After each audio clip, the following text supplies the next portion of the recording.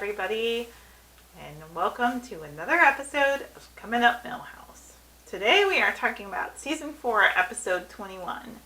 And if you are watching this and you think, oh my gosh, they skipped an episode, we already covered Whacking Day.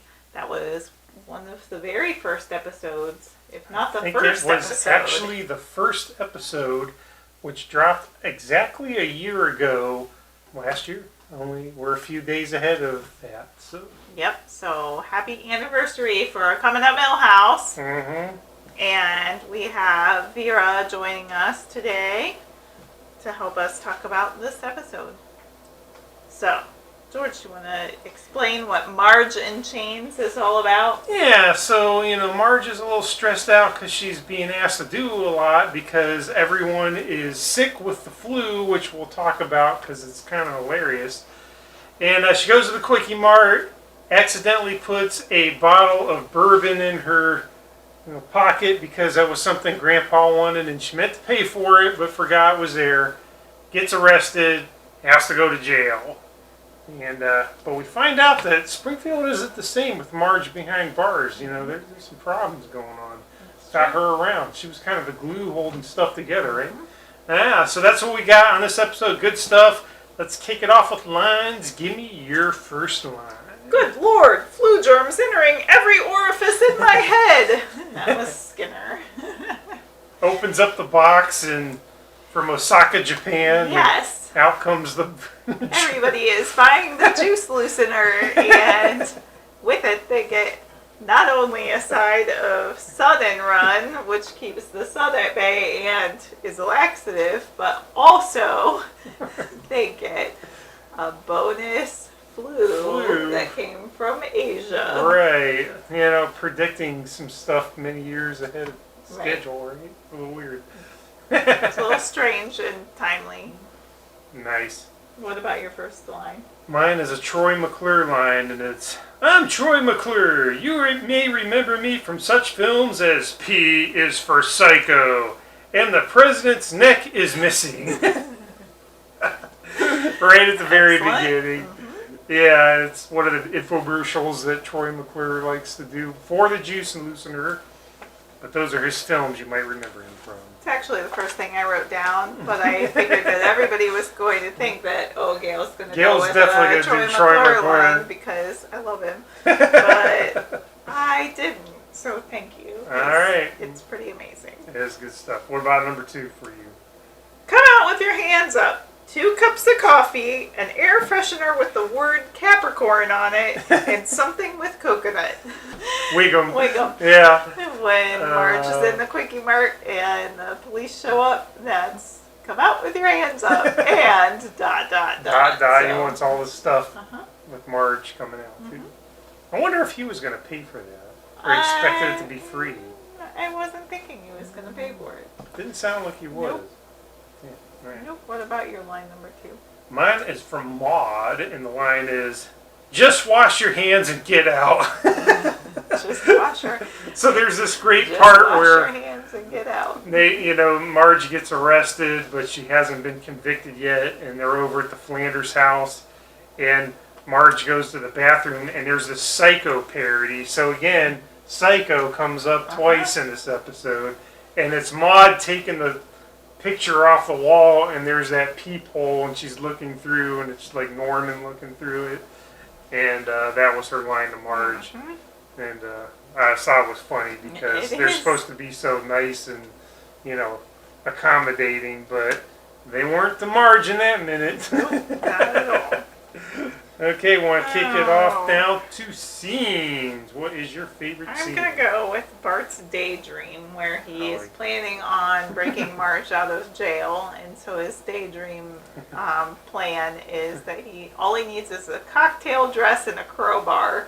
He puts this cocktail dress on and becomes another person, and is dancing with the warden, and the warden is falling in love with his character, and so he smacks him with a crowbar and saves his mom. So it's pretty good. That was funny. What about you? So my favorite scene is a little bit toward the beginning when everyone in town apparently buys a juice loosener, and they open their boxes, and the cloud of flu comes out. So there's this part where Wiggum comes out, and he's got a bunch of like donuts and stuff, and this cloud of the flu is coming after him, and he's like, and he throws it down, he gets out his gun, and he's shooting at the flu. And I was like, I wish you could shoot at the viruses of the world. That would probably be a good thing. But that same scene has the viruses stopping at traffic lights. It definitely has a mind of its own because it's taken over, and I don't know. There you are. There we are. Okay, so that gets through the scenes. Let's go on to winners and losers. How do you want to do that this week? Let's go with your winner first. My winner is Snake. Because they go through this whole thing about Marge being arrested and convicted and sent to jail for stealing this little bit of bourbon. And, Apu's like, now the Quickie Mart is safe because Marge is behind bars. And it cuts to Snake driving away with the Quickie Mart on the back of a flatbed, saying, I'm going to go to Mexico. And then there's a sign for Shelbyville and then Mexico City. Yeah. And he's on his way. So my reaction of this was because I also wrote Snake down, but I will, I'll go with Tattoo Annie, who Marge meets in jail, and Tattoo Annie is very tatted up, and she lifts her shirt, and she has like a Mad Magazine fold up tattoo. Yeah. And her back folds in, and yes, yes. So it says, what slime should I marry or something, and it's got a collage on her back, and then when she bends a certain way, it folds, and it's the Mad Magazine face. Alfred, I think, but I can't Alfred think. E. Newman. Yes. and it says, what, me worry? So I'll go with Tattoo Annie. Tattoo Annie, that's a good backup. I like that. Now let's see who your loser is. My loser is the bee sting cure guy. Okay.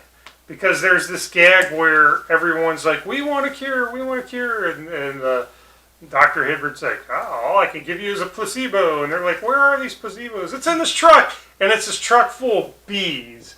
And they knock it over the crates, and these bees fly out. And this goofy guy's like, takes a bee and pops it in. He's like, I'm cured. Oh, wait, ow. He gets stung. So I'm thinking, that guy got stung in the face. And no way a bee's curing his flu. So he didn't come out too good on this one. So that clip you shared last year. I did share that on Facebook last year about this time. As soon as the coronavirus became a really big thing, you decided to share that because it reminded you of this episode. So here we are talking about this episode. Yep. So my loser is Otto. Ooh, he definitely, and I kind of thought you would go with Otto, so I'm glad that you didn't. And Otto is my loser because Artie Pie in the Sky is in the helicopter, and traffic is going around and around and around, and he says, look out on the corner at 12th and Main, and he vomits, and Otto is on the roof, obviously at 12th and Main, sunbathing, and he opens his mouth just in time for what we don't see, but we know it happened. So Otto is my loser this week. Oh, yes. That was a very good pick, and I totally agree. He did not come out on top at all. Not at all. So that was season 4, episode 21, Marge in Chains. So pick a number 1 through 5. Let's go with 2. Who won the first annual Montgomery Burns Award for Outstanding Achievement in the Field of Excellence? You should be able to answer this. Smithers, Zootroy, or Homer? It was Homer. And we just covered that one. That was a good trivia question. Hey, I got one right. Woohoo! Woohoo! So that's it for our episode today. We will come back at you next week with episode 22, and we will soon be starting season 5. That is right. We'll get one more season 4 done. Move on to season 5 really soon. So thanks again for taking the time to watch. We really appreciate it. And until the next time, Jiminy Jokers!